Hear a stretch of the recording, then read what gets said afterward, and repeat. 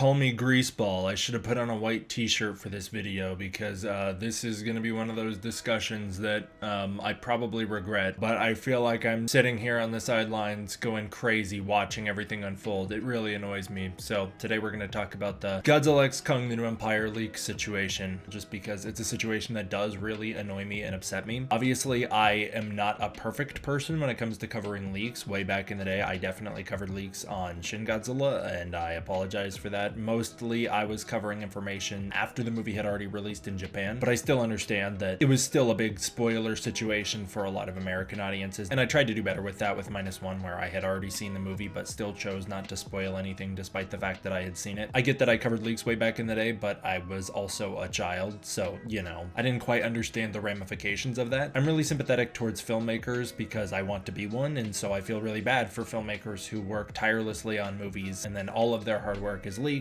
which creates opinions on the movies or unfair judgments against the films, which are really unfair. And it goes both ways, even if the leaks aren't real. Like when King of the Monsters was coming out and people were clickbaiting saying that Destroya was going to appear in the film, and then people got excited for Destroya to show up only for that not to happen, and then they were upset when they watched the movie. And it also goes the other way, where Burning Godzilla got leaked very early on. The Death of Serizawa got leaked very early on. Now those did eventually get basically spoiled in the advertising for the movie anyways, but that information was up there for like 6 months before it was ever even shown in any of the trailers. So with King of the Monsters, it did have a detrimental effect as well, where it impacts people's ability to watch the movie fresh. And I know a lot of people will make the argument that leaks get them more excited. What it really does is just condition you to the movie before you've seen it, so then when you watch it, you don't have a valid in the moment reaction to it because you already have preconceptions of it going in. It's not only robbing you of your initial impressions of the movie, but also robbing the film of an honest first reaction. And people will make the argument like, well, it's like rewatching a movie. Like if I've seen a movie before and I'm going to rewatch it, like I already know what's going to happen. Yeah, but it's a different situation when the movie's not out yet. It's different because it's not out. That's the difference. I don't understand how people can't wrap their heads around that, but that's the difference. It's that in one of those cases, you are making the deliberate decision to revisit a project. In another one of those decisions, you are robbing a filmmaker of your honest reaction to the movie, which can be detrimental. Also, the difference, and I don't know how people don't acknowledge this, is that reading something is wildly different from seeing it. If you were to put something on paper, it can make an idea sound really ridiculous. For instance, Shin Godzilla is the perfect example. On paper, I heard that Shin Godzilla shoots a laser out of his ass. I saw pictures of Godzilla blasting beams out of his back like a disco light show, but those pictures and those written words were out of context. In the context of Shin Godzilla, I felt that Shin Godzilla took a lot of things like Kamata-kun and the evolution of Godzilla and Godzilla's new abilities, and those ideas, which I fundamentally disagree with, and it made them work incredibly well to the point where I thought the execution was so phenomenal that the movie was amazing. I don't understand how people don't acknowledge the difference between having something on paper and seeing it. If you're seeing a movie again, you've already seen the movie, you've seen the context of it. If you don't have the full context of the final execution, then you're not getting a proper representation of what this is. So you're having preconceived notions based on something you yourself are formulating. It can also be done through the lens of bias. You can make an idea that's really dumb sound really awesome by selling it well. You can also take an idea that's pulled off really well and make it sound really dumb. I'm not the biggest fan of the way Godzilla kills Ghidorah in King of the Monsters. I think him kind of chomping on the head and then blasting it in the reverse kiss of death is a little too absurd, but I also thought it was executed well enough to where it's not a lingering big issue I have with the movie all these years later where I'm constantly thinking about it. That being said, that was leaked so long ago, where it was leaked through the lens of Godzilla eats Ghidorah's head like a hot dog, and it sounded so ridiculous that when I saw it in the theater, I cringed so hard at it because I couldn't believe that was true. Same thing with like Emma Russell turning out to be the bad guy of King of the Monsters. The initial leak was done by somebody who did not like the movie, and they sold it in such a negative way that when it happened in the film, so many people were automatically already preconceived to dislike that decision. Whether or not you think the execution of that was done well enough doesn't matter. That's not the discussion. What the discussion is that a lot of people had already written that plotline off simply because the leaks were from a negative lens. I don't get how people don't wrap their heads around that, and seeing pictures out of context is so different than seeing them in the context of the film. Godzilla vs. Kong out of context has a lot of stuff that shouldn't work, and in my opinion the film mostly does because it really plays into the tone in a way that it does work. But if you were to take some of the stuff from GVK out of context, that movie would have seemed like the most ridiculous thing ever, as happened when they showed the clip of the aircraft aircraft carrier fight, and it was ridiculous, and Godzilla fans like myself couldn't believe it was in the movie. But in the movie, it's played so straight, but also with enough of a wink wink, nudge nudge to the audience where we give it the pass. That's the difference. A lot of the leaks for the new Empire, while some people online are more excited about them, some people are really against the film because of things that they might know that's going to happen that they think is ridiculous or whatever. And it can have a very negative impact, especially when people spread leaks and they are seen by thousands up to millions of people. And I think it's important to mention that because movies are not seen by as many people as you may think. A movie's attendance might only be a couple million to like 100 million people, but the box office would be so enormous, you would think it'd be so many more people have seen it. And the spread of leaks is really detrimental because more people are exposed to that than you could realize. The reason I wanted to make this is just because I've been really annoyed about this kind of high horsing some people are doing in the community where they're playing both sides, and it's really frustrating. I'm not going to call anybody out in particular. I'm sure many of you know exactly what I'm talking about, but to make a video denouncing leaks after growing so much of your channel very recently on spreading leaks is so hypocritical and ridiculous. It comes across incredibly shallow and two-faced, and I think speaks a lot to the priorities of the individuals involved. I think it's kind of ridiculous when you kiss up to people close to production as if you're not a major part of the problem and a perpetuator of them in the first place. For instance, spreading the whole 2 Godzillas in -1 rumor because it sells like a freaking Stanley Cup and it's like a huge thing that people are interested in up to 1 week before the film's release in Japan. It has a detrimental effect on the way people view Godzilla -1 because they have false expectations, which is unfair to the movie. -1 did fine. That didn't impact -1 too bad, but it does have a detrimental impact on certain films. King of the Monsters is a good example of that. But then to go on making it seem like you denounce leaks and have a firm anti-leak policy, meanwhile you have spoilers for Godzilla X Kong: The New Empire in your thumbnails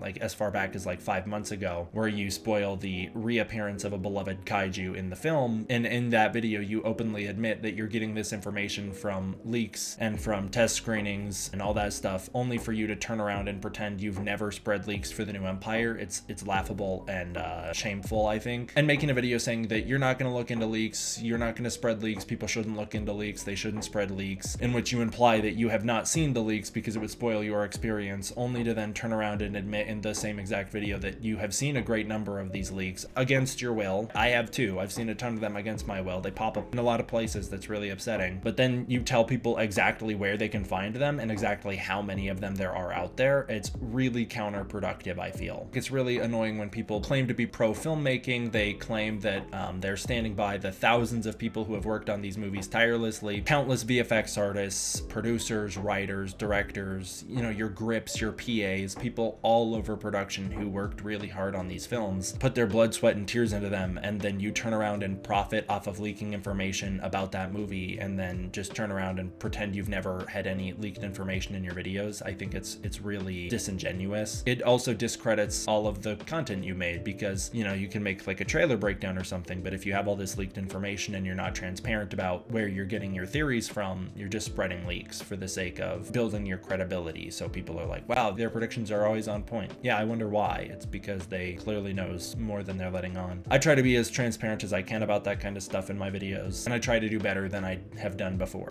So at least on my part, I'm going to continue to not cover leaks. I find it to be really upsetting for filmmakers. I find it to be upsetting for content creators, for viewers, and I find that it ruins the viewing experience for a great number of people who the loud minority of people who enjoy leaks try to drown out. If you're one of the people that enjoys leaks, enjoy them privately and don't speak about it on social media or anywhere. And I'm not talking about the people that I may be talking about most of the video, but other people who like have their self-worth built around the spread of leaks, like the dude who was leaking all the King of the Monsters info and that kind of stuff. Like if your whole thing is built around profiting off of the hard work of other people when you've done no hard work yourself, and you're ruining their experience so that you can have clout, if that's what your worth is defined by, then I feel like you don't have much worth at the moment. So you should probably make some lifestyle changes or something, I don't know. And for my fellow creators out there, either own it or don't. Either be like, yeah, we cover leaks, that's what we do, or don't cover leaks. Take down the videos recently that leak things that aren't out yet. Don't profit off of spoiling information for things that aren't out yet. There's only one project left that's still coming out. It's an easy thing to be like, oh, I'm gonna go remove the videos that I spoiled information in. Or maybe that's not so easy because you'd have to take like all of them down. I don't know. Or just own it. Don't play both sides. Be like, no, that's what I do.